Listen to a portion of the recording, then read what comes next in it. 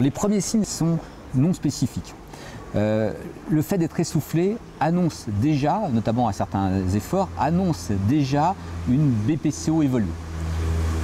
On sait que le fait de devoir s'adapter à son souffle, c'est-à-dire de ne pas pouvoir suivre le rythme d'autres personnes des mêmes conditions physiques, est un élément qui devrait alerter. Classiquement, on distinguait la fameuse bronchite chronique comme étant un élément qui pouvait évoluer vers la bronchite chronique obstructive, la BPCO. Et ces signes classiques, ce sont la toux et l'expectoration chronique, qui est définie comme étant chronique parce que durant plus de 3 mois consécutifs, pendant 2 années consécutives. Mais on sait très bien que ces symptômes sont inconstants et qu'on peut développer une BPCO sans avoir de bronchite chronique non obstructive auparavant.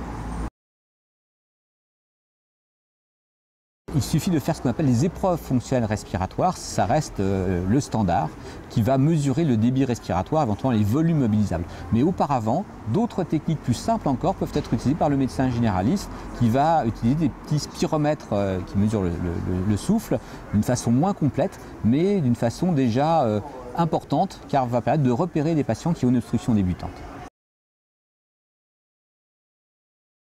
Les recommandations sont d'ailleurs pour tout fumeur de 40 ans de le faire, que cette maladie est difficile à dépister si on attend les symptômes.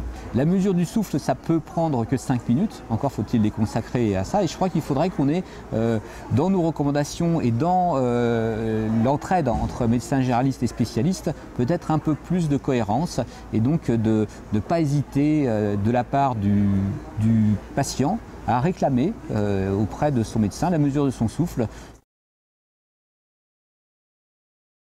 De ce stade de la maladie va dépendre le choix des traitements, qui sont plus ou moins contraignants. Ce ne sont pas des traitements douloureux, mais ce sont des traitements de longue haleine. Et puis il est probable aussi qu'on va dépister tout un tas d'autres maladies, car qui dit obstruction bronchique ne dit pas obligatoirement BPCO. Il y a d'autres maladies qui peuvent être extrêmement validantes, comme l'asthme, comme des maladies, des séquelles, d'autres pathologies. Donc je crois que ça devrait rentrer beaucoup plus dans les mœurs de regarder un peu plus sa fonction respiratoire.